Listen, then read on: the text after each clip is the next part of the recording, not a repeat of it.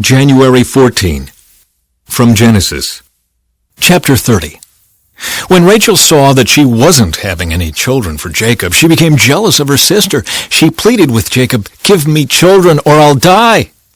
Then Jacob became furious with Rachel. "Am I God?" he asked. "He's the one who has kept you from having children." Then Rachel told him, "Take my maid Bilhah and sleep with her. She will bear children for me, and through her I can have a family too." So Rachel gave her servant Bilhah to Jacob as a wife, and he slept with her. Bilhah became pregnant and presented him with a son. Rachel named him Dan, for she said, "God has vindicated me. He has heard my request and given me a son." Then Bilhah became pregnant again and gave Jacob a second son. Rachel named him Naphtali, for she said, "I have struggled hard with my sister, and I'm winning." Meanwhile, Leah realized that she wasn't getting pregnant anymore, so she took her servant Zilpah and gave her to Jacob as a wife. Soon Zilpah presented him with a son. Leah named him Gad, for she said, "How fortunate I am." Then Zilpah gave Jacob a second son, and Leah named him Asher, for she said, "What joy is mine! Now the other women will celebrate with me." One day during the wheat harvest, Reuben found some mandrakes growing in a field and brought them to his mother Leah. Rachel begged Leah, "Please give me some of your son's mandrakes." But Leah angrily replied, "Wasn't it enough that you stole my husband? Now will you steal my son's mandrakes too?" Rachel answered, "I will let Jacob sleep with you tonight if you give me some of the mandrakes." So that evening, as Jacob was coming home from the fields, Leah went out to meet him. "You must come and sleep with me tonight," she said. "I have paid for you with some mandrakes that my son found." So that night he slept with Leah. And God answered Leah's prayers. She became pregnant again and gave birth to a fifth son for Jacob. She named him Issachar, for she said, "God has rewarded me for giving my servant to my husband as a wife." Then Leah became pregnant again and gave birth to a sixth son for Jacob. She named him Zebulun, for she said, "God has given me a good reward. Now my husband will treat me with respect, for I have given him 6 sons." Later she gave birth to a daughter and named her Dinah. Then God remembered Rachel's plight and answered her prayers by enabling her to have children. She became pregnant and gave birth to a son. "God has removed my disgrace," she said, and she named him Joseph. For she said, "May the Lord add yet another son to my family." Jacob's wealth increases. Soon after Rachel had given birth to Joseph, Jacob said to Laban, "Please release me so I can go home to my own country. Let me take my wives and children, for I have earned them by serving you, and let me be on my way. You certainly know how hard I have worked for you." "Please, listen to me," Laban replied. "I have become wealthy, for the Lord has blessed me because of you. Tell me how much I owe you. Whatever it is, I'll pay it." Jacob replied, "You know how hard I've worked for you, and how your flocks and herds have grown under my care. You had little indeed before I came, but your wealth has increased enormously. The Lord has blessed you through everything I've done. But now, what about me? When can I start providing for my own family?" "What wages do you want?" Laban asked again. Jacob replied, "Don't give me anything. Just do this one thing, and I'll continue to tend and watch over your flocks. Let me inspect your flocks today and remove all the sheep and goats that are speckled or spotted, along with all the black sheep. Give these to me as my wages. In the future, when you check on the animals you have given me as my wages, you'll see that I have been honest.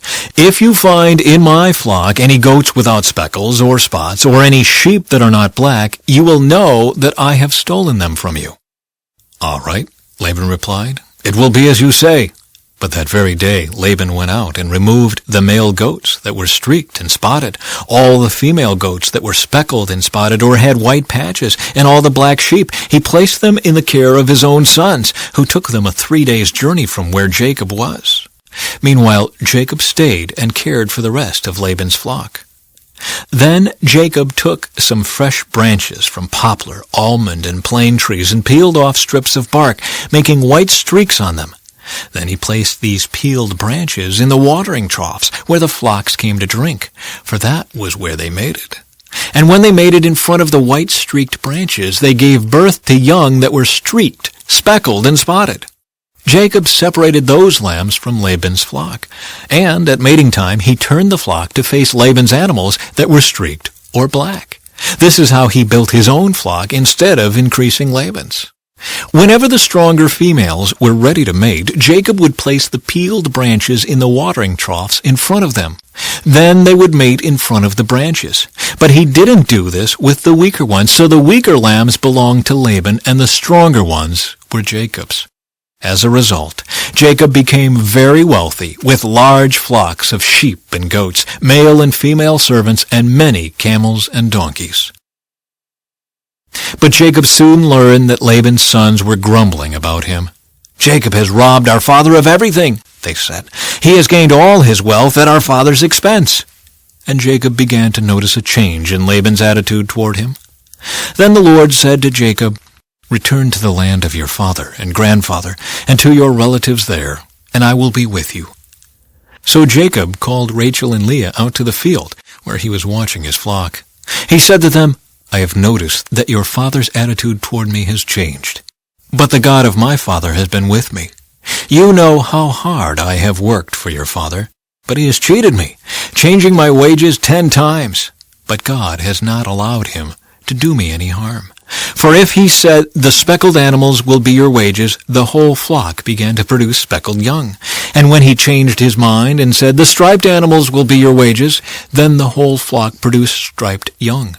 In this way God has taken your father's animals and given them to me. One time during the mating season I had a dream and saw that the male goats mating with the females were streaked, speckled, and spotted. Then in my dream the angel of God said to me, 'Jacob,' and I replied, 'Yes, here I am.' The angel said, 'Look up, and you will see that only the streaked, speckled, and spotted males are mating with the females of your flock. For I have seen how Laban has treated you. I am the God who appeared to you at Bethel, the place where you anointed the pillar of stone and made your vow to me. Now get ready and leave this country and return to the land of your birth.' Rachel and Leah responded, 'That's fine with us.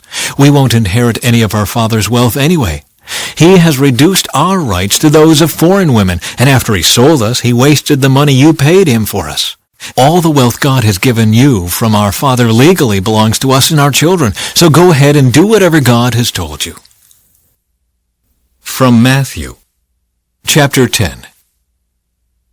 Jesus called his 12 disciples together and gave them authority to cast out evil spirits and to heal every kind of disease and illness.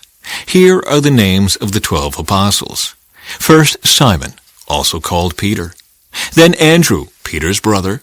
James, son of Zebedee. John, James' brother. Philip, Bartholomew, Thomas. Matthew, the tax collector. James, son of Alphaeus. Thaddeus, Simon the Zealot. Judas Iscariot, who later betrayed him. Jesus sent out the 12 apostles with these instructions. Don't go to the Gentiles or the Samaritans, but only to the people of Israel, God's lost sheep. Go and announce to them that the kingdom of heaven is near. Heal the sick, raise the dead, cure those with leprosy, and cast out demons. Give as freely as you have received.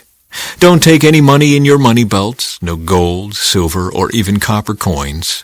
Don't carry a traveler's bag with a change of clothes and sandals, or even a walking stick. Don't hesitate to accept hospitality, because those who work deserve to be fed. Whenever you enter a city or village, search for a worthy person and stay in his home until you leave town. When you enter the home, give it your blessing. If it turns out to be a worthy home, let your blessing stand. If it is not, take back the blessing. If any household or town refuses to welcome you or listen to your message, shake its dust from your feet as you leave. I tell you the truth, the wicked cities of Sodom and Gomorrah will be better off than such a town on the judgment day. Look, I am sending you out as sheep among wolves, so be as shrewd as snakes and harmless as doves. But beware, For you will be handed over to the courts and will be flogged with whips in the synagogues. You will stand trial before governors and kings because you are my followers. But this will be your opportunity to tell the rulers and other unbelievers about me. When you are arrested, don't worry about how to respond or what to say. God will give you the right words at the right time. For it is not you who will be speaking. It will be the Spirit of your Father speaking through you. A brother will betray his brother to death. A father will betray his own child. And children will rebel against their parents and cause them to be killed. And all nations will hate you because you are my followers. But everyone who endures to the end will be saved. When you are persecuted in one town, flee to the next. I tell you the truth, the Son of Man will return before you have reached all the towns of Israel. Psalm 12. Help, O Lord, for the godly are fast disappearing. The faithful have vanished from the earth. Neighbors lie to each other, speaking with flattering lips and deceitful hearts. May the Lord cut off their flattering lips and silence their boastful tongues. They say, we will lie to our heart's content. Our lips are our own. Who can stop us? The Lord replies, I have seen violence done to the helpless, and I have heard the groans of the poor. Now I will rise up to rescue them, as they have longed for me to do. The Lord's promises are pure, like silver refined in a furnace, purified 7 times over.